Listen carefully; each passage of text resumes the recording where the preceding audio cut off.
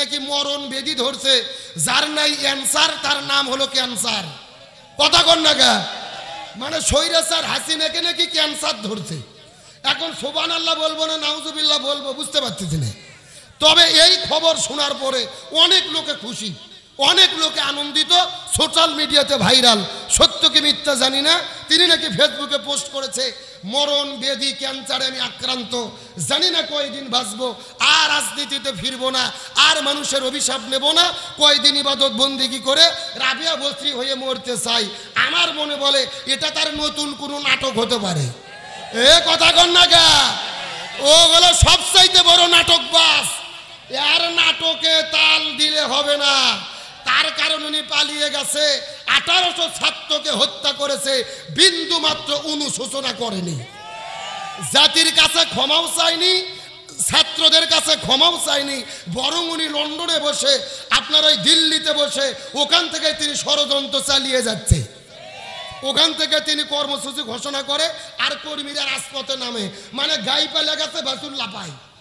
কথা কন না কে, আমি তো মনে বলে যে ওর কথাই শুনে যারা লাপাই এদের কচুর সাথে গলার দড়িতে মরা দরকার রে। কার জন্য জীবন যৌবন শেষ করলো, পালিয়ে গেল, একটা কথা বলেও গেল না। গভীর মনোযোগ ভালো করে বুঝবেন, আমার দিকে লক্ষ্য করেন। এই বাংলার জমিনে এক নয় দুই নয়, গত 16 বছরে হাজারো আলেমদেরকে হত্যা করেছে, নিরপরাধ মানুষের গলায় ফাঁসির দড়ি ঝুলিয়েছে, 1800 ছাত্র জনতাকে হত্যা করে বিদায় নিয়ে চলে গেছে। এদের বিচার বাংলার জমিনে হতেই হবে। আমার মনে বলে ক্যান্সার না, জনগণ ক্যান্সার হয়ে খবর শুনে যতটা না খুশি হয়েছে তার চাইতে বেশি খুশি হবে এ যদি মারা যায়। হাসিনা যেদিন পালিয়ে গিয়েছিল মিষ্টির দোকান ফাঁকা হয়েছিল, আমার মনে বলে যেদিন মারা যাবে ওই দিনও মিষ্টির দোকান ফাঁকা হবে। আর ক্যান্সারের খবর শুনে মানুষ খুশি, লক্ষণ ভালো না খারাপ। একজন কবি বলেছেন, যেদিন তুমি এসেছিলে ভবে, কেঁদেছিলে তুমি, হেসেছিল ভুবন, এমনও জীবন তুমি করিবে গঠন, মরণে হাসিবে তুমি, কাঁদিবে ভুবন। আর এরা এমন জীবন গঠন করে ক্যান্সারের খবর শুনেই মানুষ মিষ্টি খাওয়া শুরু করছে। কথা কর না গা, বুবু আইবা তুমি আইবা গো, এইবার আইসা বুবু ক্ষমতা পাইবা না। যারা মুখ খুলবে না মনে করবেন এই গ্রুপের লোক। এ জোরে বলেন ঠিক। বুবু আইবা তুমি আইবা গো, এইবার আইসা বুবু ক্ষমতা পাইবা না। খোঁজনে বুবু কাদের কাকার অবস্থা খারাপ, দরবেশ বাবার হাবুন আঙ্কেল এখন সামনে আসে না। নেতা কর্মী সব জেলের ভেতর, বুবু আসে ডরের উপর, কখন জানি আসে গ্রেফতারি পরোয়ানা। বুবু আইবা তুমি আইবা গো, এইবার আইসা বুবু সিয়ের বাইবানা। কথা বলেন ঠিক কিনা? আল্লাহর কোরআন বলেছে কুতিবা আলাইকুমুল কিসাস, জীবনের পরিবর্তে জীবন, হাতের পরিবর্তে হাত, পায়ের পরিবর্তে পা, চোখের পরিবর্তে চোখ। এই আয়াতের ডিজিটাল ব্যাখ্যা হলো আয়না ঘরের পরিবর্তে আয়না ঘর। চোখের অশ্রু ঝরালে কি দুঃখ প্রকাশ করা যায়, মনে অনেক দুঃখ থাকে ওজনে কি মাপা যায়। চোখের অশ্রু ঝরালে কি দুঃখ প্রকাশ করা যায়, মনে অনেক দুঃখ থাকে ওজনে কি মাপা যায়। চোখের অশ্রু ঝরালে কি দুঃখ প্রকাশ করা যায়। আমার প্রিয় সাইদি ভাইকে করলো যখন খুন, তখন আমার চোখ কাঁদেনি, কেঁদেছে এমন।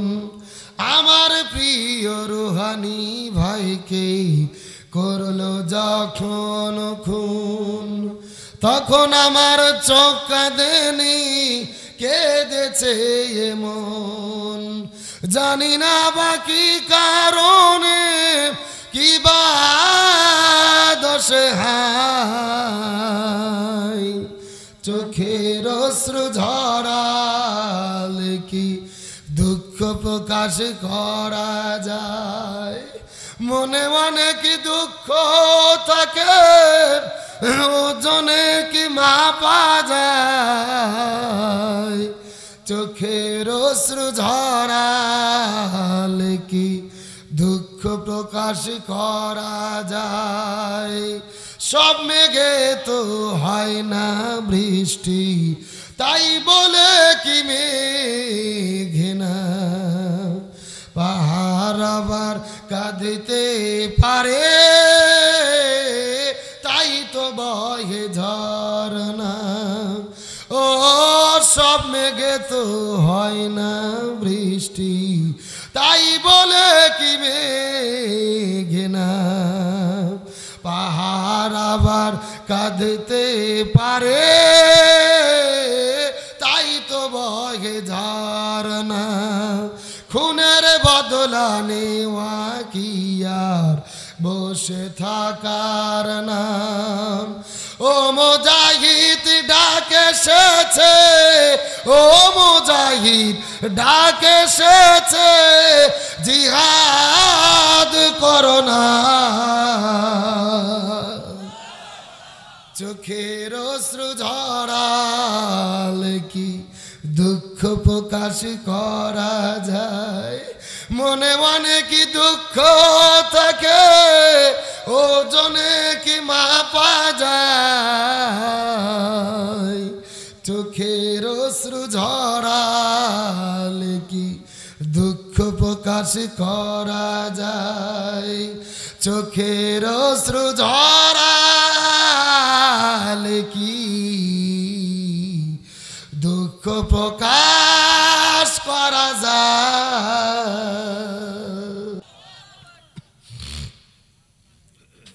আলহামদুলিল্লাহ পৃথিবীর মানচিত্রে প্রায় 2 শতাধিক স্বাধীন দেশের মধ্যে মুসলিম সংখ্যা গরিষ্ঠ দ্বিতীয় বৃহত্তম বাংলাদেশের ঐতিহ্যবাহী বগুড়া জেলার অন্তর্গত ঐতিহ্যবাহী মহাস্থানগড়ের পার্শ্ববর্তী গোকুল স্কুল পাড়া যুব সমাজের উদ্যোগে আয়োজিত প্রথম অধিবেশন ঐতিহাসিক তাফসীরুল কোরআন মাহফিল আজকের মাহফিলের সম্মানিত সুযোগ্য সভাপতি মহান আল্লাহ তাআলা যাকে সম্মানিত সভাপতির আসনে কবুল করেছেন আপনাদের গোকুল ইউনিয়ন পরিষদের 5 নম্বর ওয়ার্ডের সম্মানিত সুযোগ্য মেম্বার বীর মুক্তিযোদ্ধা এলাকার সর্বজন শ্রদ্ধাভাজন ব্যক্তিত্ব জনাব মোহাম্মদ রেজাউল করিম টুলু সাহেব আমরা সম্মানিত সভাপতির জন্য দোয়া করি আল্লাহ তাআলা তাকে হায়াতি তাইয়্যিবা সিয়াদি কুল্লিয়া দান করুক সকলে পড়ি আমিন আজকের প্রোগ্রামের সম্মানিত সহ সভাপতি গোকুল কেন্দ্রীয় জামে মসজিদের সম্মানিত খতিব জনাব মুফতি মাওলানা মোহাম্মদ তাজুল ইসলাম আমরা প্রিয় হুজুরের জন্য দোয়া করি আল্লাহ তাআলা তাকে দ্বীনের জন্য ইসলামের জন্য কবুল করুক বলেন আমিন আজকের প্রোগ্রামের সম্মানিত প্রধান অতিথি আপনাদের বগুড়া বাইতুর রহমান সেন্ট্রাল মসজিদের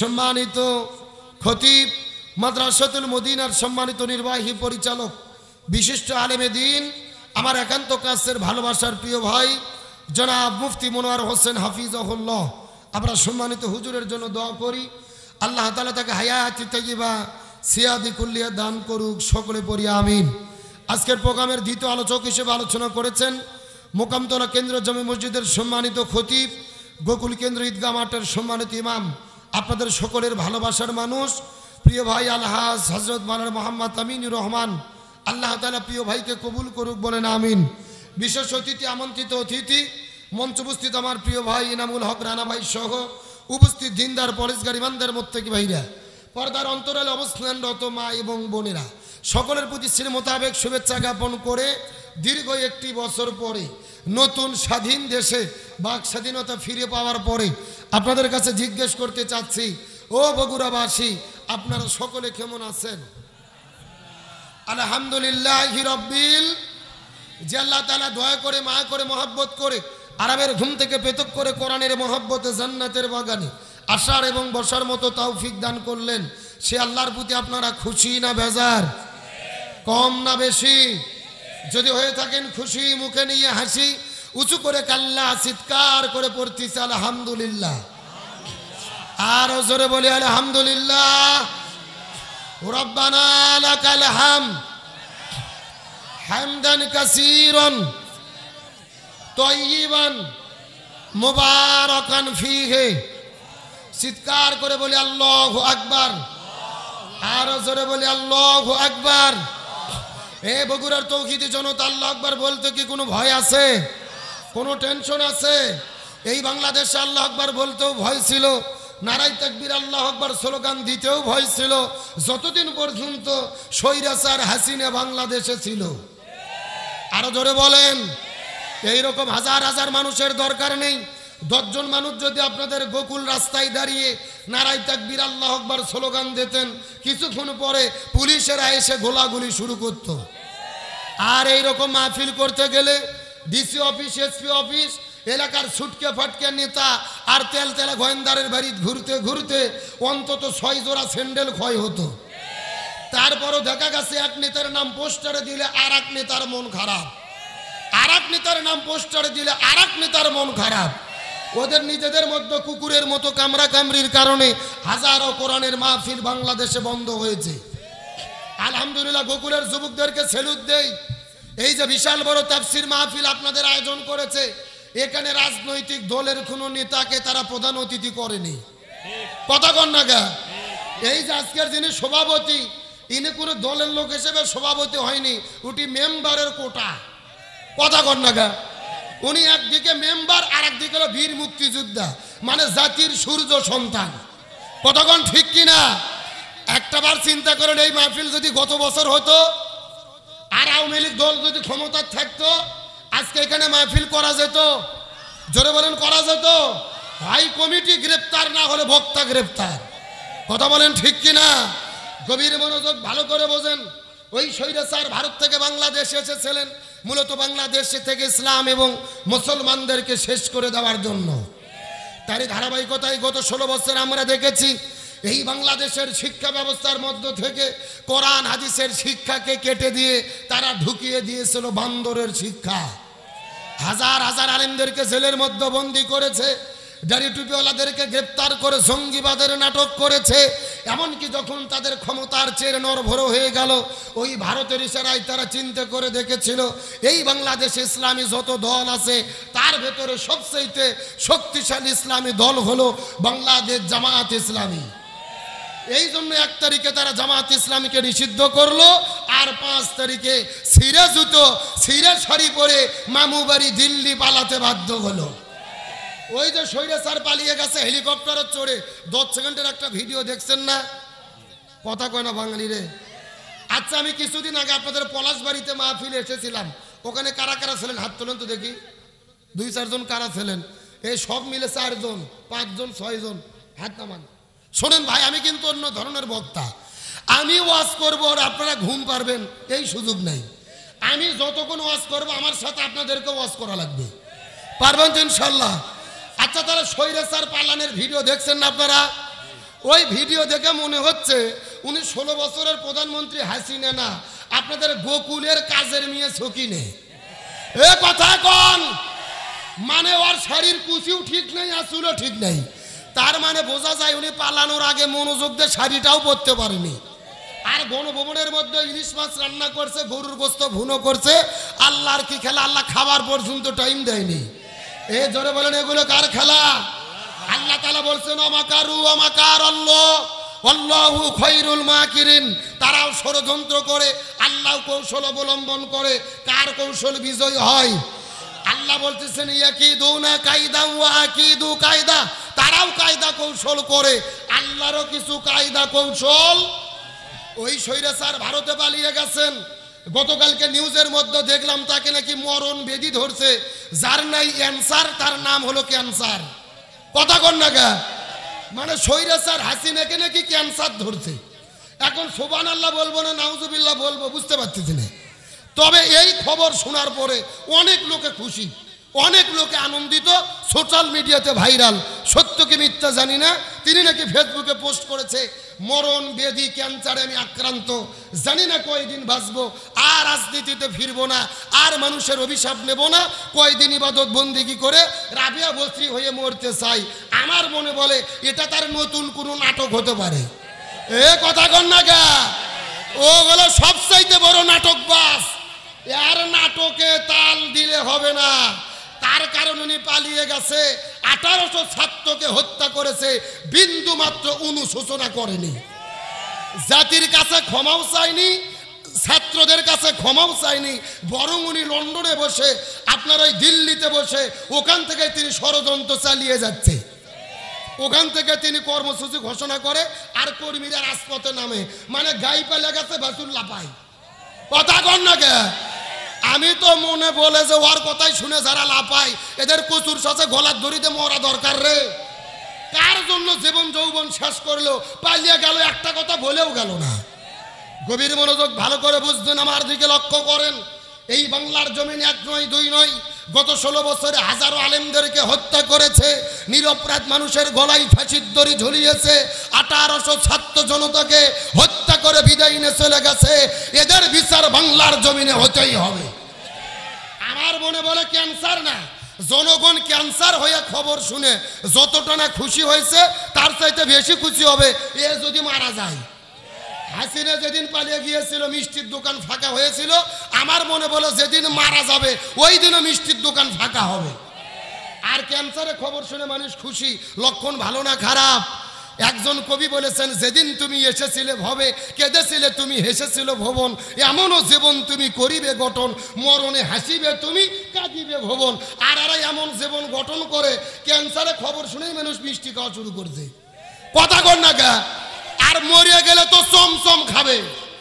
আমি আজকের এই প্রোগ্রাম থেকে পরিষ্কার করে বলি, এই বাংলার জমিন আমাদের প্রিয় ভাই আবু সাইদ রংপুরে বন্দুকের গুলির কাছে বুক পাতিয়ে দিয়ে চিৎকার করে বলেছিল, আমার মনে দারুণ ঝড়, বুক পেতেছি গুলি কর। এক একে 4টে গুলি বুকের মধ্যে মেরে শহীদ করে দিয়েছে। মুগ্ধ ভাই পানি বিতরণ করতে গেছে, হত্যা করে বিদায় করে দিয়েছে। 1800 ছাত্র জনগণকে গুলি করে যারা হত্যা করলেন, ওই গণহত্যার মহানায়িকা স্বৈরাচার হাসিনাকে ইন্টারপোলের মাধ্যমে ভারত থেকে বাংলাদেশে গ্রেপ্তার করে এনে প্রকাশ্য দিবালোকে জাতির সামনে ফাঁসির দড়িতে ঝুলাতে হবে। এই মতের পক্ষে কারা কারা রাজি? দুটো হাত আল্লাহকে তুলে দেখায়।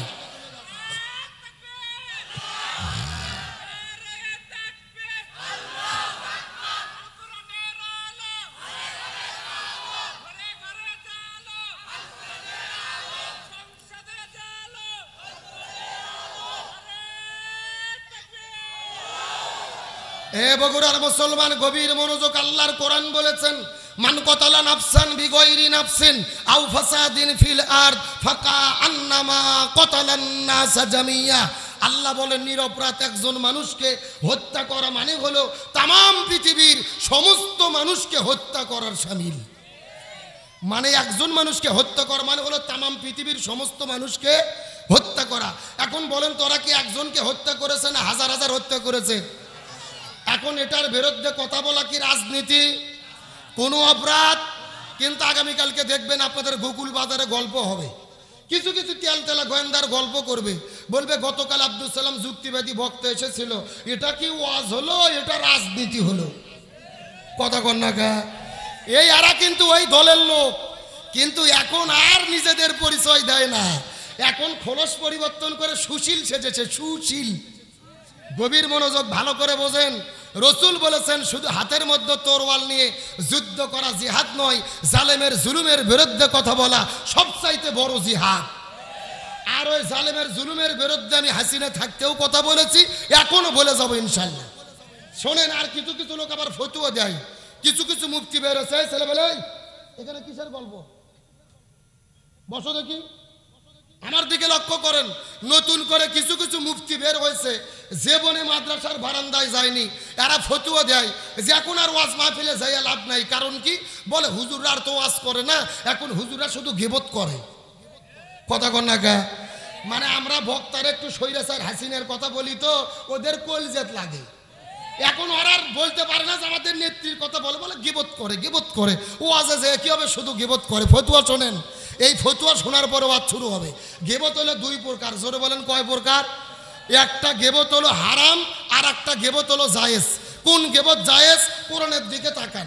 আল্লাহ নিজেই কোরআনের মধ্যে গিবত করে বলেছেন, তাব্বাত ইয়াদা আবি লাহাবিউ ওয়া তাব, আবু লাহাবের হাতও ধ্বংস হোক, পাও ধ্বংস হোক। তা আল্লাহ কি আবু লাহাবের গিবত কোরআনে করেনি? এই কোরআনের মধ্যে কি আবু জেহেলের কথা নাই, ফিরাউনের কথা নাই, নমরুদের কথা নাই? তার মানে বোঝা গেল যাদের চরিত্র ফিরাউন, নমরুদ, আবু জেহেল, হামান, কারুন, আবু লাহাবের সাথে মিলে যাবে, এদের গিবত করা ফরজ। এ যেরকম গিবত করা কি? এই ফতুয়া মুখস্থ করেন, ওদেরকে জবাব দেবেন যে হ্যাঁ সাধারণভাবে যে সভাপতির বিরুদ্ধে কথা বলবো, অন্যায় করেনি, এটা হলো গিবত। কিন্তু যার চরিত্র আবু জেহেলের সাথে মিলে যাবে, তাদের বিরুদ্ধে কথা বলা কি? কথা কর না কে? আমাদের স্বৈরাচারের চরিত্র আবু জেহেলের সঙ্গে মেলে না? মেলে কি মেলে না, এটাই কোরআন থেকে বের করে দিয়ে আজকে যাবো। রাজি আছেন তো ইনশাল্লাহ?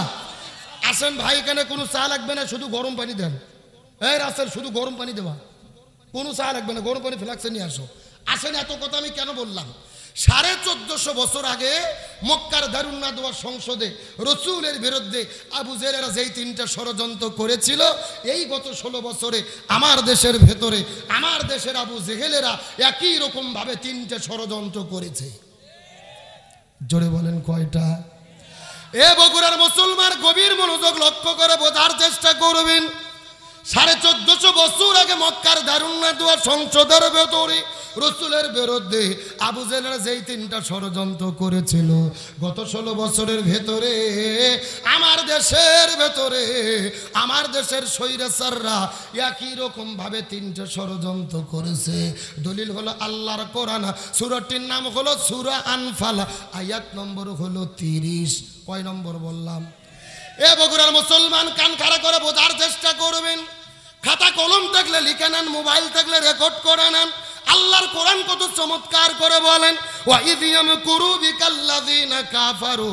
আল্লাহ তাআলা বলেন, ইয়া রাসূলুল্লাহ, আবু জেহেল আপনার বিরুদ্ধে ষড়যন্ত্র করতেছে, কিয়ামত পর্যন্ত করবে।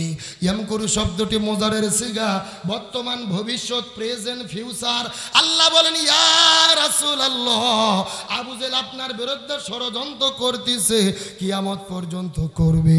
এখন আমি আপনাদের জিজ্ঞাসা করি, বলেন তো আবু জেহেল কি কিয়ামত পর্যন্ত বেঁচে থাকবে? তাহলে আল্লাহ মনে হয় ভুল করে লিখেছে। এই আপনাদের কি মনে হয় আল্লাহ কি ভুল করে? আল্লাহ ভুল করে না, এমন কথা বললে ঈমানও থাকবে না। কিন্তু এই জায়গার মধ্যে যদি আল্লাহ মাকারা শব্দ দিত, এই জায়গার মধ্যে অর্থ হয়ে যেত। কিন্তু আল্লাহ মাকারা শব্দ ব্যবহার না করে ইয়ামকুরু শব্দটি কেন ব্যবহার করলো? এই আয়াতের, আপনি খাই নেন, এই আয়াতের ব্যাপারে তামাম পৃথিবীর ভেতরে সমস্ত মুফাসসির কিরাম একমত পোষণ করেছেন, কিয়ামত পর্যন্ত আবু জেহেল থাকবে না। কিন্তু আবু জেহেলের নাতি পুতিরা, যোগ্য উত্তরসূরিরা কিয়ামত পর্যন্ত দেশে দেশে থাকবে। আরো জোরে বলেন, কার বক্তব্য? আসেন, আমি যদি একটা কথা বানাইয়া বলি, কাশি দিয়ে ভার করে আমার জিহ্বা কাটে নেবেন, আমার কোনো আপত্তি নেই। তবে আমি কোরআন থেকে দলিল দিয়ে যদি কথা বলি, আর আপনারা নিজেদেরকে যদি মুসলমান বলে দাবি করেন, আপনাদেরকে মেনে নিতে হবে। তাহলে চিৎকার করে বলেন, হে বগুড়ার মুসলমান, কিয়ামত পর্যন্ত আবু জেহেল থাকবে। কে বলেছেন? আরো জোরে। এমন সময় রাসূল ডাকতে বলেন, আল্লাহ, আপনি তো বলেন কিয়ামত পর্যন্ত আবু জেহেলেরা জমিনে থাকবে, আমরা আবু জেহেলদেরকে চিনতে পারবো কেমনে? আল্লাহ বলে, ইয়া রাসূলুল্লাহ, কিয়ামত পর্যন্ত আবু জেহেলে যারা হবে, তারা সব সময় কাজ করবে তিনটা। জোরে বলেন কয়টা? আরো জোরে। আবু জেহেল কিয়ামত পর্যন্ত তিনটা কাজ করবেন। রাসূল বললেন, আল্লাহ বলেন তো কি কি তিনটা কাজ করবেন? এমন সময় আল্লাহ তাআলা কত চমৎকার করে বললেন, এই তিনটা কাজের ভেতরে প্রথম নম্বর কাজ হলো এই জমিনের মধ্যে যারা কোরআনের হক কথা বলবে, কোরআনের সত্য কথা বলবে, এই জমিনে দিন কায়েমের আন্দোলন করবে, ইসলাম প্রতিষ্ঠার পক্ষে কথা বলবে, এই আলেমদেরকে এই দেশের মধ্যে তারা থাকতে দেবে না। এই দেশের মধ্যে তারা থাকতে দেবে না। লিইউসবিতুকা, তাদেরকে তারা জেলের মধ্যে বন্দী করবে। এখন আপনাদের কাছে জিজ্ঞাসা করি, হে বগুড়া গোকুলের মুসলমান, চিৎকার করে বলেন তো দেখি, গত 16 বছরের ভেতরে আমার দেশের ভেতরে আলেমদেরকে বন্দী করা হয়েছে নাকি হয় নাই? আরো জোরে বলেন। আমাদের প্রিয় ভাই মুফতি আমির হামজা, শাইখুল হাদিস আল্লামা মামুনুল হক, শিশু বক্তা নামে পরিচিত রফিকুল ইসলাম মাদানী, ওই যে কোরআনের পাখি শহীদ আল্লামা দিলওয়ার হোসেন সাইদি, অর্ধশত বছর ধরে এই বাংলার জমিনে লক্ষ্য করেন ওই আলেমদেরকে তারা জেলের মধ্যে বন্দী করেছেন। আমাদের কোরআনের পাখি আল্লামা সাইদি অর্ধশত বছর ধরে জেনে কোরআনের মাহফিলে আলোচনা করেছে, যার আলোচনা শোনার পরে হাজার মানুষ কালেমা পড়ে পড়ে পড়ে পড়ে মুসলমান হলো। যেই মানুষটা কাবা ঘরের মধ্যে ঢুকে নামাজের অনুমতি পাইল, যেই মানুষটাকে বুকের মধ্যে জোরে ধরে কাবা শরীফের ইমামে চুমুকাইল, ওই কোরআনের পাখি আল্লামা সাইদিকে 1 নয় 2 নয় 13 বছর ধরে জেলের মধ্যে বন্দি রাখার পরে, ওই জেল থেকে বের করার পরে, হসপিটালের মধ্যে ভর্তি করার পরে, ইনজেকশনের সিরিজের মধ্যে বিষ ঢুকাইয়া ওই কোরআনের পাখি আল্লামা সাইদিকে পরিকল্পিতভাবে তারা তাকে হত্যা করেছে। আরো ধরে বলেন।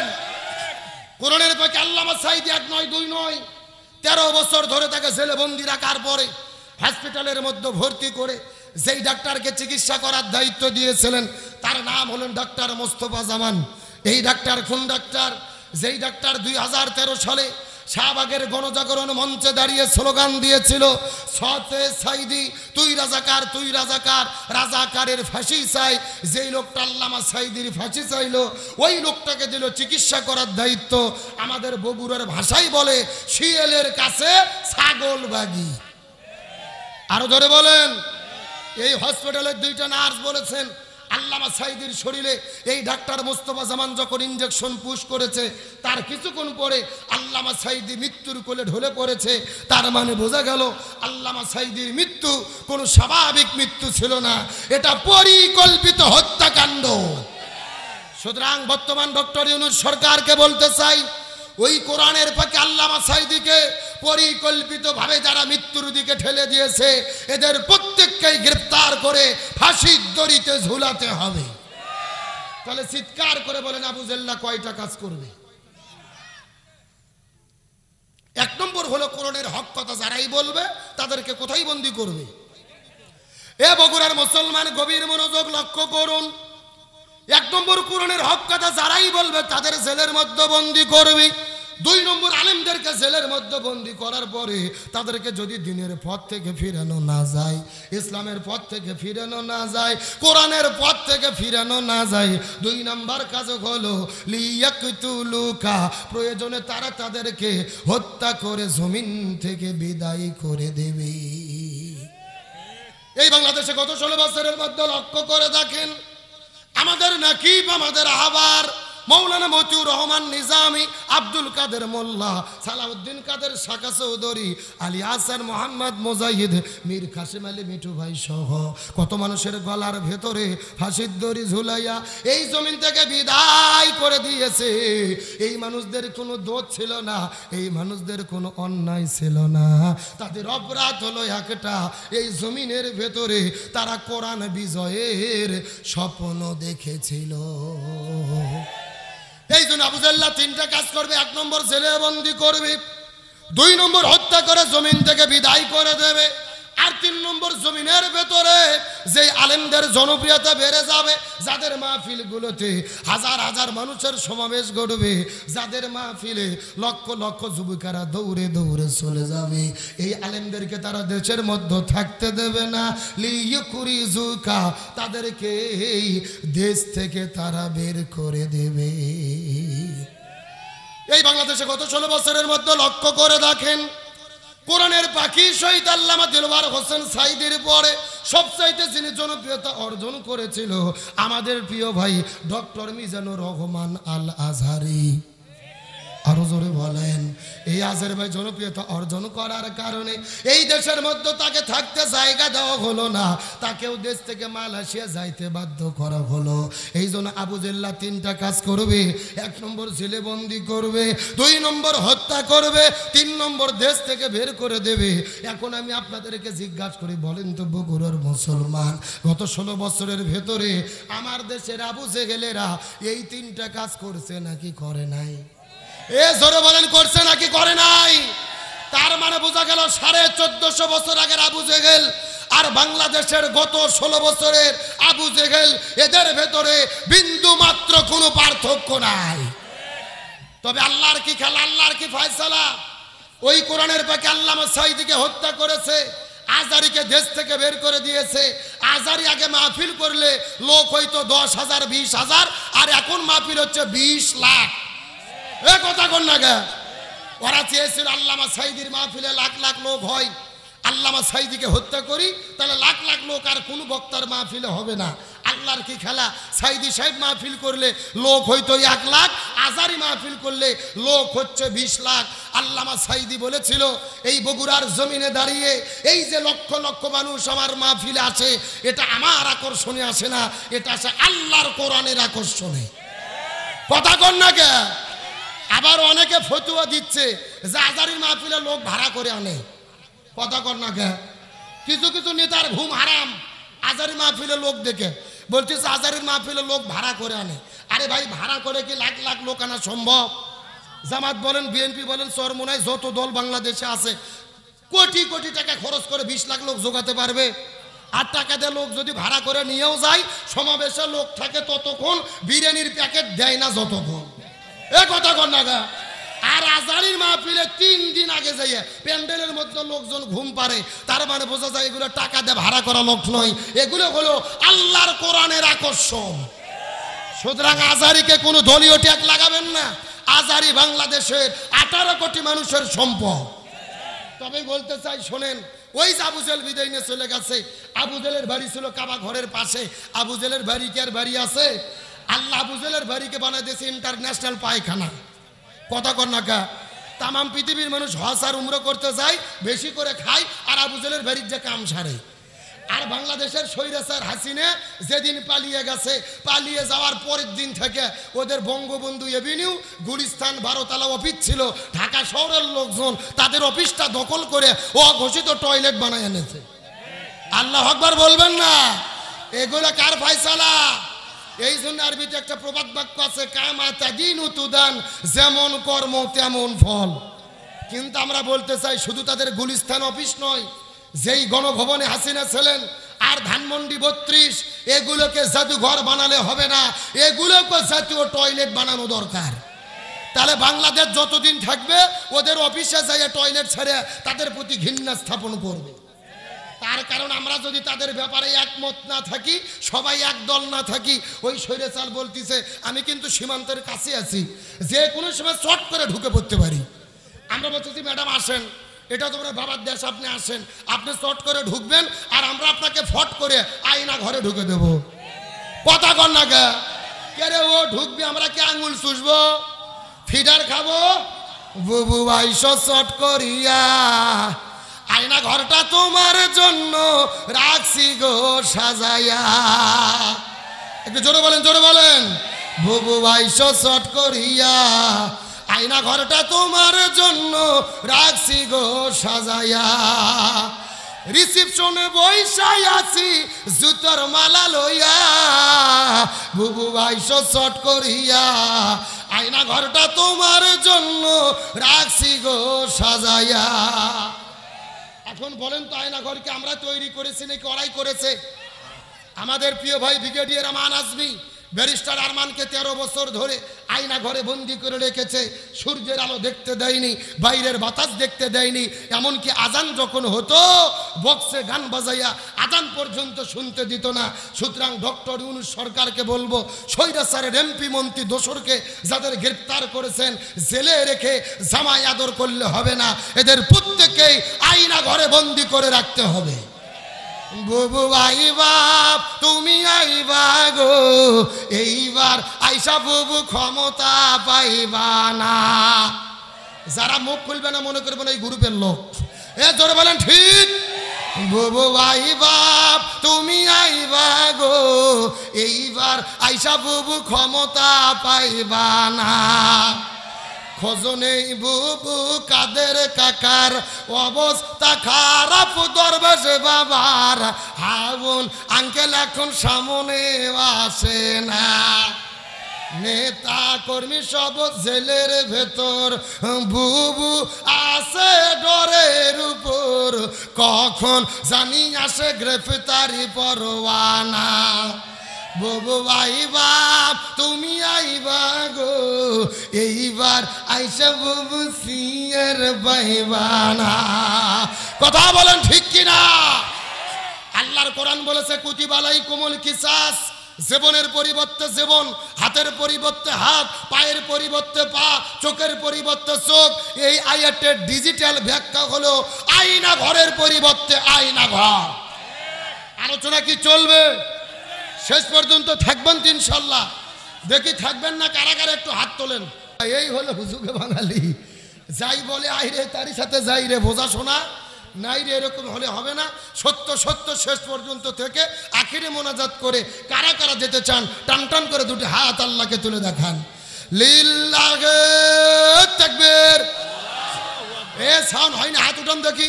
এ মুরব্বি মুরব্বি হাত উঠে নাই, ছেলে হাত উঠা। হ্যাঁ সব দিকে হাত উঠান দেখি, সব একটু গলা কাকার দাম তো দেখে। হ্যাঁ লিল্লাহে তাকবীর। আল কোরআনের আলো, আল হাদিসের আলো, দুনিয়ার মুসলিম ইসলামের শত্রুরা, কোরআন আছে যেখানে, হাদিস আছে যেখানে,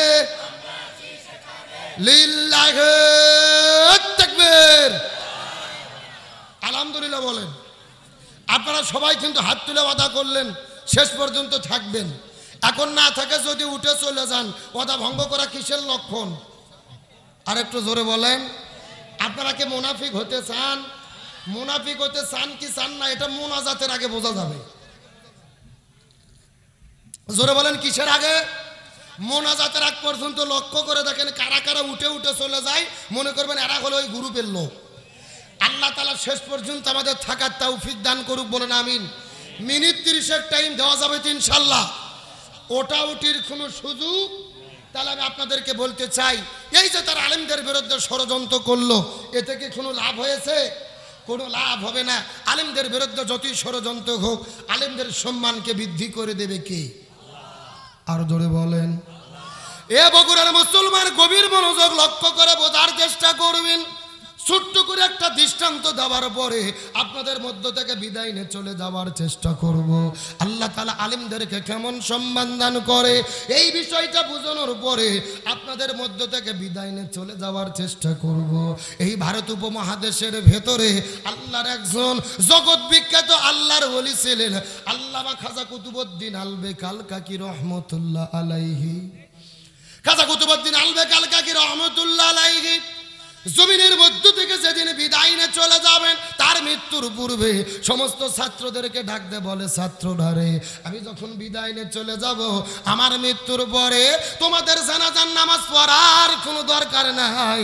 আমার মৃত্যুর পরে বিনা জানাজায় তোমরা আমার লাশটাকে কবরের মধ্যে দাফন করে দিবি। ছাত্রগুলো কান্না করতে করতে বলে, হুজুর এটা আপনি কেমন কথা বললেন? আপনি ভারত উপমহাদেশের ভেতরে একজন জগৎ বিখ্যাত আল্লাহর বলি, অথচ আপনি বিদায় নিয়ে চলে যাবেন, আমরা কেন আপনার জন্য জানাজার নামাজটা পড়তে পারবো না? খাজা ডাকতে বলে, ছাত্ররা রে, আমার মৃত্যুর পরে তোমরা যদি জানাজার নামাজ পড়তে চাও, যেই লোকটা জানাজার নামাজের ইমামতিত্ব করবে তার মধ্যে কমপক্ষে 4টে গুণ থাকা লাগবে। এই 4টে গুণের যদি লোক খুঁজে পাওয়া যায়, এই 4টা শর্তের যদি লোক খুঁজে পাওয়া যায়, ওই লোকটা আমার জন্য নামাজের ইমামতিত্ব করবে। আর 4টে গুণের লোক যদি খুঁজে না পাওয়া যায়, জানাজা দরকার নাই, তোমরা বিনা জানাজায় আমার লাশটাকে দাফন করে দিবি। ছাত্রগুলো কান্না করতে করতে বলে, হুজুর এটা কেমন কথা বললেন? আপনি যখন জমি থেকে বিদায় নিয়ে চলে যাবেন, আপনার মৃত্যুর পরে জানাজা পড়তে গেলে কি কি চারটা শর্ত লাগবে। এই কথা বলার পরে খাজা ডাক দিয়ে বলে, ছাত্রটা মনোযোগ দিয়ে শুনে নাও। আমার মৃত্যুর পরে যেই মানুষগুলো, যেই লোকটা নামাজের ইমামতিত্ব করবে, তার মধ্যে কমপক্ষে চারটে গুণ থাকা লাগবে। তার মধ্যে প্রথম নম্বর গুণ হলো, যেই লোকটা আমার নামাজের ইমামতিত্ব করবে, ওই লোকটা এমন একজন লোক হবে, যেই লোকটা 40 বছর ধরে একাধারে তাকবীরে উলার সঙ্গে 40 বছর ধরে জামাতে নামাজ আদায় করেছে। কয় বছর বললাম? 1 নম্বর শর্ত, যেই লোকটা 40 বছর ধরে তাকবীরে উলার সঙ্গে জামাতে নামাজ আদায় করেছেন। 2 নম্বর শর্ত হলো, শুধু 40 বছর ধরে জামাতের সঙ্গে তাকবীরে উলার সঙ্গে নামাজ পড়লে হবে না, যেই লোকটা আমার নামাজের ইমামতিত্ব করবে, এই লোকটা এমন একজন লোক হবে, যেই লোকটা 40 বছর ধরে ফরজ নামাজ আদায় করার পাশাপাশি গভীর রজনীতে ঘুম থেকে উঠে উঠে উঠে উঠে তাহাজ্জুদের নামাজটাও পড়তে মিস করে না। 1 নম্বর 40 বছর ধরে জামাতে নামাজ আদায় করেছেন। 2 নম্বর 40 বছর ধরে তাহাজ্জুদের নামাজটাও একদিনও মিস করে নাই। 3 নম্বর গুণ হলো, আপনাদের কাছে জিজ্ঞেস করি বগুড়ার মুসলমান ভাইরা বলেন তো, আসরের ফরজ নামাজ কয় রাকাত? আরো জোরে বলেন। এই 4 রাকাত ফরজের আগে সুন্নাত আছে কয় রাকাত? খাজা ডাকতে বলে, আমার মৃত্যুর পরে যেই লোকটা নামাজের ইমামতিত্ব করবে, এই লোকটা এমন একজন লোক হবে, যেই লোকটা আসরের 4 রাকাত ফরজের আগে 4 রাকাত সুন্নাতটাও পড়তে মিস করে নাই। আর 4 নম্বর গুণ হলো, যেই লোকটা যুবক হওয়ার পরে জীবনে কোনোদিন কোনো মহিলার দিকে ইচ্ছা করে তাকাই নাই। কুল্লিল মুমিনিনা ইয়াগুদ্দু মিন আবসারিহিম, অর্থাৎ সে তার নজরটাকে হেফাজত করেছে। এই 4টে গুণের যদি লোক খুঁজে পাওয়া যায়, ওই লোকটা নামাজের ইমামতিত্ব করবে। আর 4টে গুণের লোক যদি খুঁজে না পাওয়া যায়, তাহলে জানাজার দরকার নাই। তোমরা বিনা জানাজায় ওই খাজার লাশটাকে অন্ধকার কবরে জানাজা সারা দাফন করে দিবি। কয়টা সত্যের কথা বলেছেন? আরো জোরে, সাউন্ড নাই। আচ্ছা, আপনাদের কি কষ্ট হচ্ছে? এই যে আমি বসে আছি মাঝখানটা সোজা, ডান দিকে এক ভাগ, বাম দিকে আর এক ভাগ। আপনারা মুখ বন্ধ করে থাকেন, আপনারা মুখ বন্ধ করে থাকেন। আপনারা বলেন তো দেখি, খাজার জানাজার জন্য শর্ত আছে কয়টা? আরো জোরে, আপনারা মুখ বন্ধ করেন, আপনারা বলেন তো দেখি, খাজার জানাজার জন্য শর্ত আছে কয়টা? ওরে বাবা, কারে ভাগ করে দিয়ে না সাউন্ড বাজতেছে? তার মানে আপনি আলসামি করতেছেন না? এ বগুড়ার মুসলমান, গভীর মনোযোগ লক্ষ্য করেন। মাত্র কয়েকটা মিনিট আপনাদের মধ্যে কথা বলবো। ডানে যারা আছেন কথা বলবেন, বামে যারা আছেন তারাও কথা বলবেন, মন্ত্রের চতুর্দিকে যারা বসে আছেন তারাও কথা বলবেন। সবাই মিলে চিৎকার করে বলেন তো দেখি, এ বগুড়ার মুসলমান, খাজার জানাজার জন্য শর্ত আছে কয়টা? আরো জোরে, জোর হলো না? এই 4টা শর্তের লোক খুঁজে পাওয়া যায় কিনা, আর শেষ পর্যন্ত খাজার জানাজা হয় কি না হয়, এই আলোচনাটাকে মিনিট 30 শোনার জন্য টাইম দেওয়া যাবে? এ জোরে বলেন, দেওয়া যাবে? তাহলে চিৎকার করে বলেন, আমরা কিসের মাহফিল এসেছি? এই কোরআনের মধ্যে সব কিছু আছে না নাই? কিন্তু কোন নেতা যদি বক্তব্য দেয় কোরআনের সঙ্গে রাজনীতির কোনো সম্পর্ক নাই, আপনারা কি মানবেন? গতকালকে দেখলাম এক নেতা বক্তব্য দিচ্ছে যে বাংলাদেশ কোরআন দিয়ে চলে না, বাংলাদেশ কোরআন দিয়ে চলবে না, বাংলাদেশ কোরআন দিয়ে চলতে দেওয়া হবে না। তার কারণ বাংলাদেশের সংস্কৃতি হলো জারি সারি ভাটিবালি, ওই মমতাজের জারি গান। নাউজুবিল্লাহ বলবেন না? ও বলতেছে বাংলাদেশের সংস্কৃতি নাকি ওয়াজ মাহফিল না, ওয়াজ মাহফিলের দরকার নাই, কোরআন দিয়ে বাংলাদেশ চলে না, জারি সারি ভাটিওলি গান, ওই মমতাজের ফাইটা যায় গান, এগুলো নাকি বাংলাদেশের সংস্কৃতি। আমরা নেতাকে পরিষ্কার করে বলি, বাংলাদেশের সংস্কৃতি জারি সারি ভাটিওলি গান নয়, বাংলাদেশের সংস্কৃতি 90% মুসলমানের দেশে কোরআন এবং সুন্নাহ। আর যেই নেতা বলে কোরআনের সাথে রাজনীতির সম্পর্ক নাই, আমি মনে করি তার সাথে কোরআনের সম্পর্ক নাই। তার সাথে যদি কোরআনের সম্পর্ক থাকতো এমন বক্তব্য দিতে পারতো কারণ আল্লাহর কোরআন বলছেন লিকুল্লি তিবিয়ানান, এটা এমন একটা কিতাব যেই কিতাবের ভেতরে রান্নাঘর থেকে শুরু করে সংসদ ভবন পর্যন্ত যা কিছু লাগবে আমি সব কিছু কোরআনে দিয়ে দিয়েছি। সুবহানাল্লাহ বলবেন না? এ বগুড়ার মুসলমান গভীর মনোযোগ লক্ষ্য করেন। নামাজ রোজা হজ যাকাত যেমন ফরজ, তেমনি রূপে জমিনের ভেতরে দ্বীন কায়েমের জন্য ইসলামী আন্দোলন করা প্রত্যেকটা মুসলমানের জন্য ফরজ। আল্লাহর কোরআন বলেছেন ওয়াতাসিমু বিহাবলিল্লাহি জামিয়াও ওয়ালা তাফাররাকু, তোমরা যদি মুসলমান হও এই জমিনের ভেতরে দ্বীন কায়েমের আন্দোলন করে আল্লাহর রশিকে ঐক্যবদ্ধভাবে আঁকড়ে ধরো। আল্লাহর কোরআন বলেছেন ওয়ালতাকুম মিনকুম উম্মাতুন ইয়াদউনা ইলাল খায়র ইয়ামুরুনা বিল মারুফ ওয়া ইয়ানহাউনা আনিল মুনকার, তোমাদের মধ্যে অবশ্যই একটা দল থাকবে যারা ভালো কাজের আদেশ করবে, অন্যায় কাজে বাধা দেবে।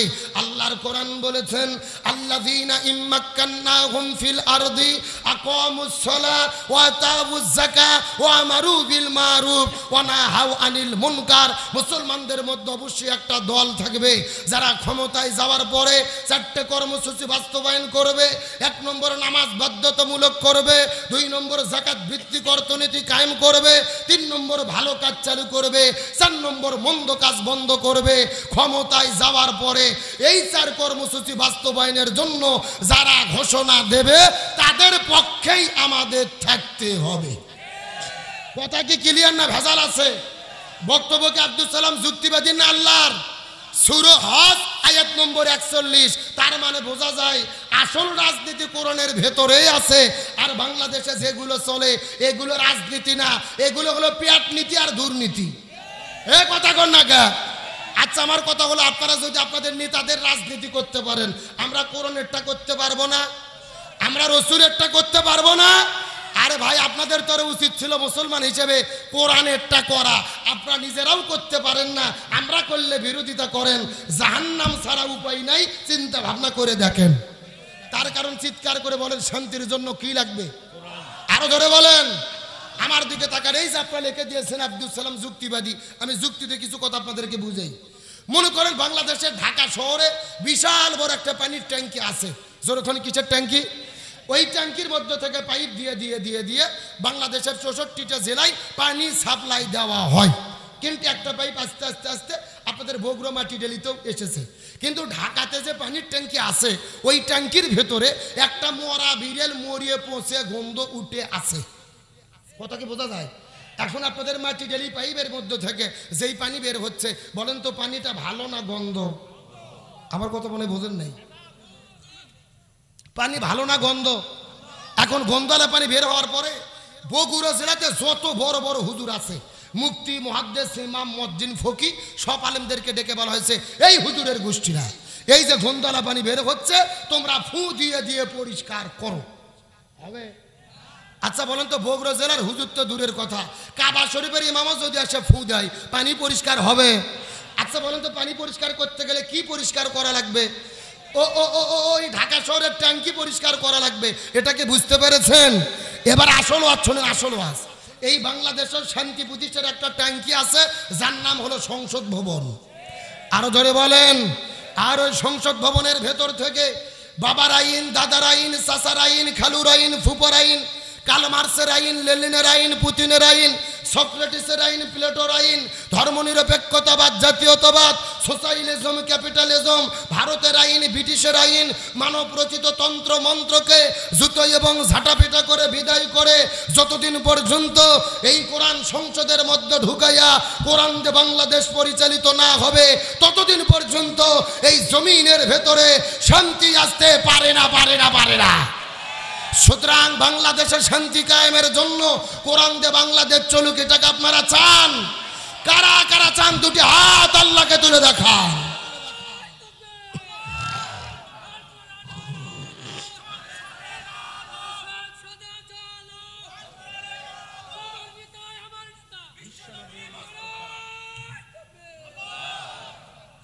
একেবারে সোজা কথা, জমিন যার আইন চলবে তার।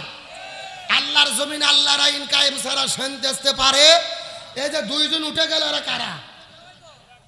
না না না না না, আল্লাহর কোরআনের আইনের কথা শুনে যারা উঠে যায় লক্ষণ ভালো না। ওরা যদি পেশাব করে জাগার মাল জাগাত ফেরত না আসে তাহলে মনে করবেন ভেজাল আছে। আলোচনা চলছে, তাহলে চিৎকার করে বলেন খাজার জানাজার জন্য সত্য কয়টা? আরো জোরে বলেন।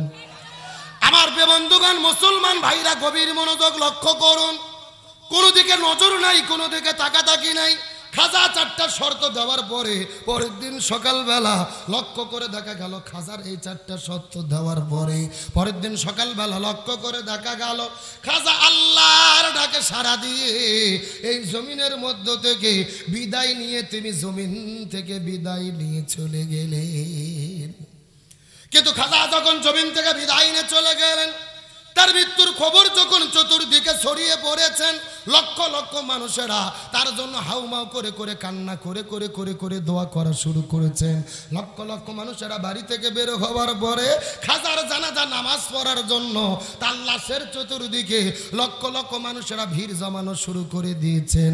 এখন আমি আপনাদের জিজ্ঞাসা করি, বলেন তো এই বাংলাদেশের ভেতরে আলেমেরা মৃত্যুবরণ করে বিদায় নিয়ে চলে গেলে মানুষেরা কান্না করে দোয়া করে কি করে না?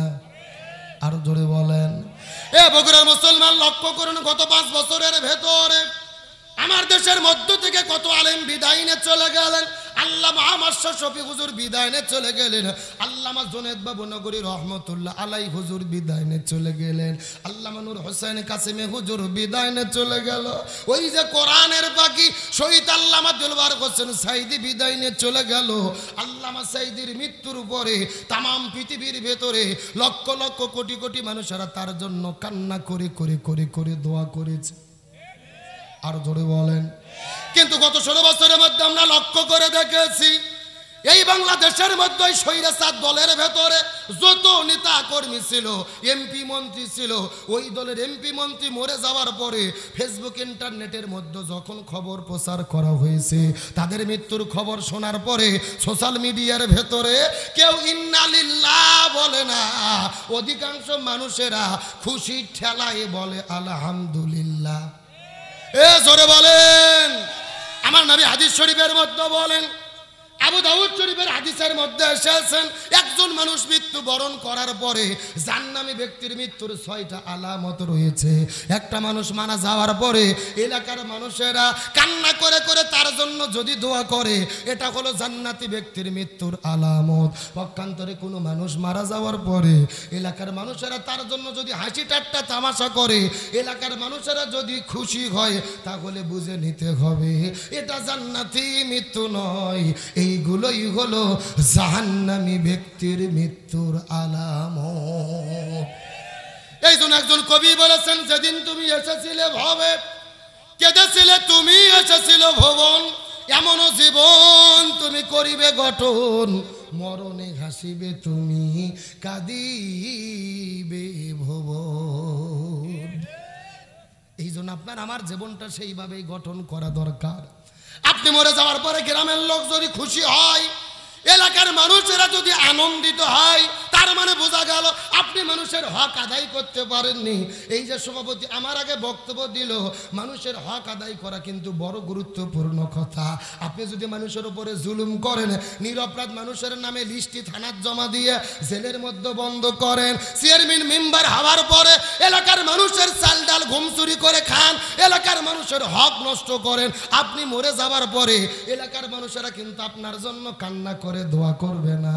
মানুষেরা মনে মনে ভাববে মরিয়া যাইয়া ভালোই হয়েছে। এ কথা বলেন। এই জন্য আলেমেরা বিদায় নিয়ে চলে গেলে মানুষেরা চোখের পানি ফেলে কান্না করে দোয়া করে।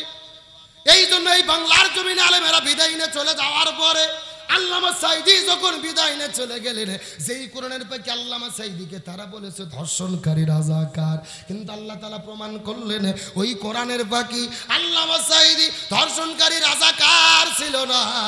আল্লামা সাইদির বিদায়ের পরে আসমানটাও কান্না করেছে, আল্লামা সাইদির বিদায়ে জমিনটাও কান্না করেছে। এ বগুড়ার মুসলমান গভীর মনোযোগ লক্ষ্য করুন। মনের মধ্যে প্রশ্ন জাগতে পারে, হুজুর এটা আপনি কেমন কথা বললেন? আসমান জমিন কেমন ভাবে কান্না করলো হাদিসের মধ্য থেকে আপনি একটু ব্যাখ্যা দিয়ে বলেন তো দেখি। আল্লামা ইমাম তাইমিয়া রহমতুল্লাহ আলাইহি তার কিতাবের মধ্যে বর্ণনা করে বলেন, আল্লাহর প্রিয় বান্দারা যখন জমিনের মধ্য থেকে বিদায় নিয়ে চলে যায়, তাদের মৃত্যুর কারণে আসমানও কান্না করে, জমিনটাও কান্না করে। ওই কোরআনের পাখি যখন বিদায় নিয়ে চলে গেলেন, तमाम पृथिवीर लक्ष लक्ष मानुषेरा कान्ना करे करे दोया करलेन। এই বাংলার জমিনে মৃত্যুর খবর যখন তার প্রকাশ হয়ে গেল, এই দেশের মধ্যে মানুষেরা কিন্তু কেউ বিশ্বাস করতে চায় না। টেলিভিশনের মধ্যে যখন খবর শুনেছে মাওলানা সাইদি বিদায় নিয়ে চলে গেছে, একজন আরেকজনের কাছে টেলিফোন করে, আরেকজন আরেকজনের কাছে টেলিফোন করে। যেই মানুষটা আগের দিন সন্ধ্যার দিকে ঢাকা হসপিটালে এমন একটা হাসি দিয়েছিল, ওই হাসির ভিডিওটা এখনো প্রত্যেকটা মানুষের কলিজার মধ্যে আছে, প্রত্যেকটা মানুষের চোখের মধ্যে আছে। ওই হাসিটা দেখার পরে মনে হয়েছিল ওই কোরআনের পাখিটা আবার মনে হয় আমাদের মধ্য ফিরে আসবে। আমাদের বন্ধুগণ মুসলমান ভাইরা গভীর মনোযোগ। আমার আগের দিনে জয়পুরহাট জেলার মধ্যে মাহফিল ছিল। মৃত্যুর খবর শোনার পরে রওনা করলাম ঢাকার দিকে। যেতে যেতে যেতে যেতে ঢাকায় ফজরের আজান হয়ে গেল। আল্লামা সাইদির লাশের পাশে হাজার হাজার ভক্তরা দাঁড়িয়েছিলেন। ফজর নামাজের আজান হওয়ার পরে যখন তারা নামাজ পড়া শুরু করলো, ওই নামাজ পড়িত মুসল্লিদের ওপরে পুলিশেরা গুলি নিক্ষেপ করা শুরু করলেন, টিয়ার শেল রাবার বুলেট নিক্ষেপ করা শুরু করলো। লাশটাকে গরু ছাগলের মতো টেনে গেছে ওই জায়গার মধ্য থেকে পিরোজপুর নিয়ে গেল।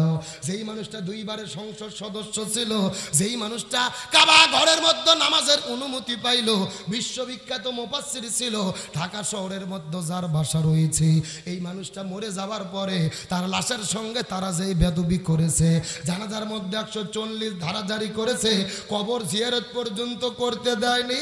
এই বাংলাদেশের অন্তত 500টা জায়গায় আল্লামা সাইদির জন্য দোয়া করার কারণে ইমামদের খতিবদের চাকরি থেকে জালেমেরা বাদ দিয়ে দিয়েছে।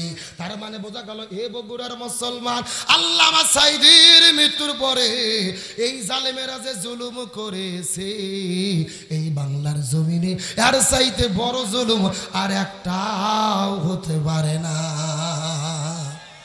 কিন্তু আল্লাহর কি খেলা, আল্লাহর কি ফয়সালা।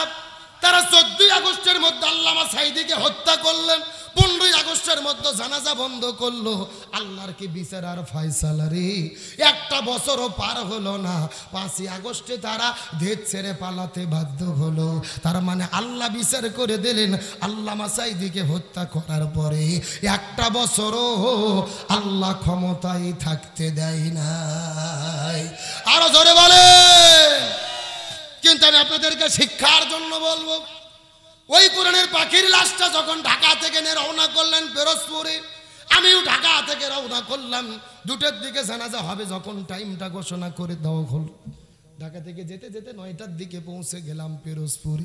আল্লাহর কসম করে বলি, মিথ্যা কথা বলবো না, যেই মাঠের মধ্যে জানাজা হবে ওই মাঠ থেকে 15 কিলো দূর পর্যন্ত মাত্র 3 ঘন্টার প্রসারে হাজার হাজার গাড়ি আসার কারণে রাস্তাগুলো ব্লক হয়ে গেছে রে। আর চতুর্দিক থেকে লক্ষ লক্ষ মানুষেরা পঙ্গপালের মতো হাউমাউ করে করে কান্না করে করে একটা নজর দেখার জন্য তাকে পাগল হয়ে গেছি। আমরা প্রায় 1.5-2 ঘন্টা ধরে কষ্ট করে ওই মাঠের মধ্যে চলে গেলাম জানাজা পড়ার জন্য। জানাজাটা শুরু হয়ে গেল। আল্লাহর কসম করে বলি, মিথ্যা কথা বলবো না, কোরআন আমার সামনে আছে। জীবনে কত জানাজায় গিয়েছে, বাবা মা মারা গেলে এমনও সন্তান আছে কান্না করে না, বড় ভাই মারা গেলে ছোট ভাই কান্না করে না। কিন্তু আল্লামা সাইদির জানাজা যখন শুরু হলো, ওই লক্ষ লক্ষ মানুষেরা এত জোরে হাউমাউ করে করে করে করে কান্না করা শুরু করলেন। কেউ বা অজ্ঞান হয়ে মাটির মধ্যে পড়ে যায়, কেউ বা সেন্সলেস হয়ে মাটির মধ্যে পড়ে যায়। এই দৃশ্যটা দেখে বারবার মনে হচ্ছিল রে, আল্লাহ যেন হাসরের ময়দানের একটা চিত্র, বাস্তব নমুনা আল্লাহ তাআলা দেখাতে চায়। লিল্লাহি তাকবীর। এ বগুড়ার মুসলমান গভীর মনোযোগ লক্ষ্য করেন, আসমান কেমন করে কান্না করলেন। এই বাংলাদেশের 54 বছর স্বাধীনতা পার হয়ে গেছে, বগুড়ার মধ্যে বৃষ্টি হলে রংপুরে হয় না, রংপুরে বৃষ্টি হলে ঢাকার মধ্যে বৃষ্টি হয় না, আবার ঢাকায় বৃষ্টি হলে সিলেট চট্টগ্রামেও হয় না। কিন্তু আল্লামা সাঈদীর মৃত্যুর পরবর্তী 24 ঘন্টার ভেতরে পুরো বাংলাদেশের 64টা জেলার ভেতরে একই সঙ্গে ঝিরি ঝিরি ঝিরি ঝিরি গুড়ি গুড়ি বৃষ্টি নাজিল হয়েছে। এই জায়গার মধ্যে শেষ নয় রে মুসলমান, গভীর মনোযোগ। ফজরের নামাজ যখন হয়ে গেল, ফজর নামাজের পরে আল্লামা সাঈদী ফাউন্ডেশনে মসজিদের পাশে কবর করা যখন শুরু হলো, ঝিরি ঝিরি ঝিরি ঝিরি ঝিরি ঝিরি গুড়ি গুড়ি গুড়ি গুড়ি বৃষ্টি নাজিল হলো। ওই বৃষ্টির মধ্যে কাদর ভেতরে কবর করতে করতে 10টা বেজে গেল, আকাশটাও পরিষ্কার হয়ে গেল। 2টা-3টা পর্যন্ত আকাশটা পরিষ্কার থাকলো। জানাজা শেষ হয়ে গেল, ওই লাশটাকে নিয়ে যখন কবরের মধ্যে চলে যাবে, ঝমঝম ঝমঝম ঝমঝম করে বৃষ্টি শুরু হলো। এই জায়গার মধ্যে শেষ নয় রে মুসলমান। এখন আমি আপনাদেরকে চিৎকার করি, বলেন তো বৃষ্টি হয় কার হুকুমে? আবার বৃষ্টি বন্ধ হয় কার হুকুমে? কিন্তু প্রত্যেকটা ঘটনার মধ্যে আল্লাহর নিদর্শন আছে না নাই? এই জায়গার মধ্যে শেষ নয় রে মুসলমান। ওই কোরআনের পাখি আল্লামা সাঈদীর মৃত্যুর মাত্র 9 মিনিট পরে পুরো ঢাকা শহরে ভূমিকম্পে পুরো ঢাকা শহরটা কেঁপে উঠেছে। লিল্লাহ তাকবীর। ঢাকা শহরের বিজ্ঞানীদের মাথা ফেল পড়ে গেলেন। এই ভূমিকম্পের শুরু হলো কোথায়? এই ভূমিকম্পের শেষ হলো কোথায়? কোথায় থেকে শুরু হলো, কোথায় শেষ হলো? কত রিক্টার স্কেলে ভূমিকম্প হলো কেউ বলতে পারে না। তার মানে আল্লাহ তাআলা প্রমাণ করে দিলেন জমিনের মানুষেরা, রে তোমরা আল্লামা সাঈদীকে বলেছো রাজাকার, কিন্তু আল্লামা সাঈদী ছিলেন আল্লাহর বন্ধু, যার বিদায়ের পরে আসমান জমিনের মধ্যে আল্লাহ নিদর্শন দেখায়া দিতে। কিন্তু আমি আপনাদেরকে বলতে চাই, হে বগুড়ার মুসলমান, গভীর মনোযোগ। আল্লামা সাঈদীকে ভালোবাসার কিন্তু লোকের অভাব নাই। এই জন্য আল্লামা সাঈদীর আলোচনা করলাম। অনেকেই আপনারা কেঁদে ফেললেন, অনেকেই আবেগ আপ্লুত হয়েছেন, মনের মধ্যে কষ্ট পেয়েছেন।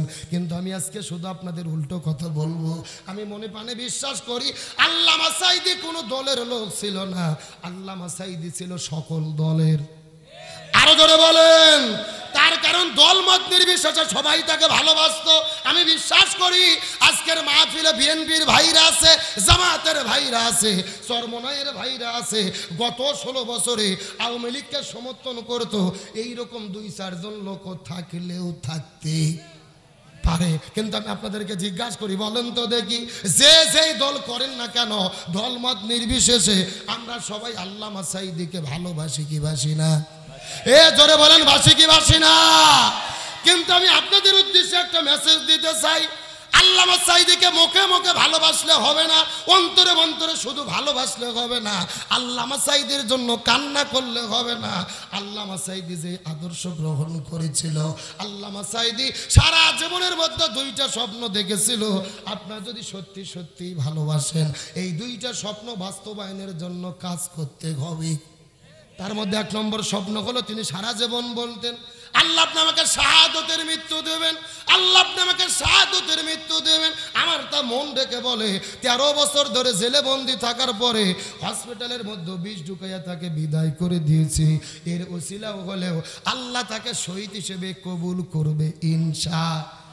আর 2 নম্বর তার স্বপ্ন ছিল, আল্লাহ আপনি আমাকে ততক্ষণ পর্যন্ত মৃত্যু দেবেন না, আল্লাহ আপনি ততক্ষণ পর্যন্ত মৃত্যু দেবেন না যতদিন না পর্যন্ত এই বাংলাদেশে কোরআনের রাষ্ট্র কায়েম হয়, যতদিন না পর্যন্ত এই দেশের মধ্যে কোরআনের সমাজ কায়েম হয়। এখন আমি আপনাদের জিজ্ঞাসা করি, হে বগুড়ার মুসলমান, আল্লামা সাঈদী বিদায় নিয়ে চলে গেছে, বাংলাদেশ কি কোরআন দিয়ে চলে? জোরে বলেন, চলে? বাংলাদেশ কি কোরআনের রাষ্ট্র কায়েম হয়েছে? তার মানে বোঝা গেল শুধু আল্লামা সাঈদীর নাম মুখে বলে কান্না করে কোনো লাভ নাই। এই জমিনের ভেতরে আমরা যদি কোরআন বিজয়ের কাজ করতে না পারি, মায়া কান্নাকে দে চারানা বসার কোনো লাভ নাই। আল্লামা সাঈদীর নাম বলে ভালোবাসার লোকের অভাব নাই, কান্না করার লোকের অভাব নাই, কিন্তু তার আদর্শ বাস্তবায়নের কর্মীর বড় অভাব। ভালো করে আমার দিকে তাকান। স্বাধীনতার 54 বছর পার হয়ে গেছে, আমরা কি শান্তি পেয়েছি? আমরা হুজুররা ওয়াজ করি, আমার আগে প্রধান মেহমান ওয়াজ করলো, এই যে আপনাদের মসজিদের খতিব, আমরা জুমত খুতবা দেই, আমাদের খুতবাও চলে, মুসল্লিদের জুতোও চুরি হয়। কথা কর না গা। আমাদের ওয়াজ দিয়ে মসজিদের জুতো চুরি বন্ধ হয়নি। আমি গত 3 বছর আগে নামুল ভাই ওয়াজ করতে গেছি কুড়িগ্রাম জেলার রৌমারি থানা। আমার একটা স্যামসাং ভিডিও মোবাইল ছিল, মোবাইলটা থুয়ে ওয়াজ করতে গেছি, ওয়াজ করে আসে দেখি আমার মোবাইল নাই। কি বুঝলেন? তাহলে আমাদের ওয়াজ দিয়ে যদি আমাদের মোবাইল আর জুতো চুরি বন্ধ না হয়, বাংলাদেশের চুরি বন্ধ হবে? তাহলে বলেন তো চুরি বন্ধ করার বুদ্ধি কোরআনে আছে না নাই? হে বগুড়ার মুসলমান, গভীর মনোযোগ। আল্লাহর কোরআন বলেন আস-সারিকু ওয়াস-সারিকাতু ফাকতাউ আইদিয়াহুমা, কেউ যদি চুরি করে, ও ছেলে হোক অথবা মেয়ে হোক, তাদের 2 হাত কেটে দিতে হবে। বিশ্বাস করেন বগুড়া জেলার একটা চোরকে ধরার পরে ঢাকাতে নিয়ে গিয়ে বাইতুল মুকাররমের উত্তর পাশে প্রকাশ্য দেওয়ালোকে যদি তাদের 2 হাত কেটে দেওয়া হতো, এইরকম সমস্ত মিডিয়ার ভেতরে, টেলিভিশনের ভেতরে যদি লাইভ সম্প্রচার করা হতো, এক চোরের হাত কাটলে বাকি চোরেরা এমনি তওবা করে টুপি মাথাতে ঘোরা শুরু করতো। এ কথা কন না কে? আমরা তো জায়গা মতো কাজ করতেছি না। আচ্ছা বলেন তো বাংলাদেশে জিনা ব্যভিচার আছে না নাই? আরো ধরে বলেন। আল্লাহর কোরআন বলেছেন ওয়াজানিয়াতু ওয়াজানি ফাজলিদু কুল্লা ওয়াহিদিম মিনহুমা মিয়াতা জালদা। বিয়ে করার পরে যদি কেউ জিনা করে, বিয়ে করছে ভোগ ভালো লাগে না, শালিক নিয়ে ডেডিং মারে, এরকম দুলো ভাই নাই? বাড়ির বউ ভালো লাগে না, ভাবির লগে ইটিস পিটিস, এরকম লোক নাই? আল্লাহর কোরআন বলতেছে বিয়ে করার পরে যদি কেউ জিনা করে, বুক পর্যন্ত মাটিতে পুঁতে রেখে পাথর মেরে হত্যা করতে হবে। হুকুম কার? আজকে বাংলাদেশের এক জিনাকারীকে ধরে যদি বগুড়ার 7 মাথার ভেতরে বুক পর্যন্ত মাটিতে পুঁতে রেখে পাথর মেরে হত্যা করা হতো, টেলিভিশন, ফেসবুক, ইন্টারনেটে লাইভ সম্প্রচার করা হতো, এক জিনাকারী পাথর মেরে হত্যা করলে বাকি জিনাকারীরা জিনা করা দূরের কথা, যুবকেরা মেয়েদেরকে মিস কল দেওয়া দূরের কথা, এদের স্বপ্ন দোষ পর্যন্ত বন্ধ হতো। এ কথা বলেন। এটাই কোরআনের বিধান। তার মানে কোরআনের ওয়াজ দিয়ে কায়েম হবে না। কোরআনের কি লাগবে? আইন লাগবে। জোরে বলেন কি লাগবে? সুতরাং এই বাংলার জমিনে কোরআনের পাখি আল্লামা সাঈদীর স্বপ্ন পূরণে এই বাংলাদেশে কোরআন বিজয়ী হোক, এটাকে আপনারা চান? ব্যক্তি, পরিবার, সমাজ, রাষ্ট্র, রান্নাঘর থেকে শুরু করে সংসদ পর্যন্ত কোরআনকে বিজয়ী দেখতে কারা কারা যে 2 হাত আল্লাহকে তুলে দেখান।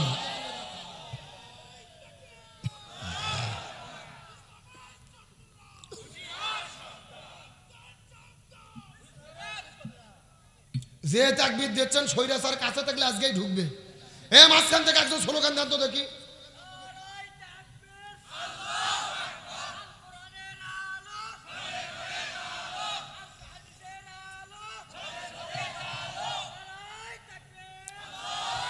আলহামদুলিল্লাহ বলেন। এ সভাপতি বাপজানুকে 1 কাপ চা দেন তো। ওই 1 কাপ চা খাক আর আমি গরম পানি খাই, আমরা 2 জন যতক্ষণ ঠিক আছে আলোচনা চলবে। কথা বলেন চলবে? কারা কারা চলবে হাত তোলেন তো দেখে। লিল্লাহে তাকবীর। আজকের মাহফিল চলছে চলবে, গোকুলের মাহফিল কতক্ষণ চলবে? সারা রাত। কেড়ে রেখে হুজুর মারা বাস নাকি? আমার বেড়া সারা রাত নয়, আলোচনা যেহেতু শুরু করেছে আর 10 মিনিট টাইম দেওয়া যাবে? এ মুরব্বি মুরব্বি মুরব্বি, কেন পেছন দিক থেকে উঠে যাচ্ছে ওই মুরব্বিকে? না না না না, কোরআনের আইনের কথা শুনে উঠে যা লক্ষণ ভালো না। আলোচনা চলছে। আচ্ছা বলেন তো যারা পালিয়ে যায় এরা কারা? ভালো পালিয়ে যায় যারা মনে করবেন স্বৈরাচারের লোক তারা। এ কথা কর না গা। এই বাংলাদেশের 4 চাচা ছিল, চেনেন না? ক্ষমতা ছাড়ছে, জেলের মধ্যে বন্দী হয়েছে। এর 4 চাচা তাও দেয়াত ছাড়েনি। এর 4 চাচা হলো বাপের বেটা। আর আমাদের বগুড়ার পুত্রবধূ 3 বারে প্রধানমন্ত্রী, আপসহীন দেশনেত্রী বেগম খালেদা জিয়া ক্ষমতা ছেড়েছে, জেলে বন্দী হয়েছে, তাও দেয়াত ছাড়া হয়নি। বেগম খালেদা জিয়া হলো বাপের বেটি। এ কথা কর না গা। সত্যকে স্বীকার করতে হবে। আপনি তার দল করতে না পারেন, সে যে গণতন্ত্রের জন্য যে পরিবার যে অবদান রেখেছে এটা আমাদের স্বীকার করতেই হবে। আপনারা জানেন খালেদা জিয়াকে হাসিনা গোপনে 3টে সত্য দিয়েছিল। কয়টা? খালেদা জিয়া যখন অসুস্থ, বাঁচবে কি মরবে জানা নাই, আইসিইউতে ছিল, হাসিনা 3টে সত্য দিয়েছিল। এই 3টে সত্য যদি মানেন বিদেশে চিকিৎসা করতে যেতে দেব। রাগ করতেছেন নাকি? বগুড়ার লোক শুনে রাখেন, এক নম্বর শর্ত দিয়েছিল আপনার বিরুদ্ধে যে দুর্নীতির অভিযোগ এসেছে এগুলো স্বীকার করে হাসিনার কাছে ক্ষমা চাইতে হবে, এক নম্বর শর্ত।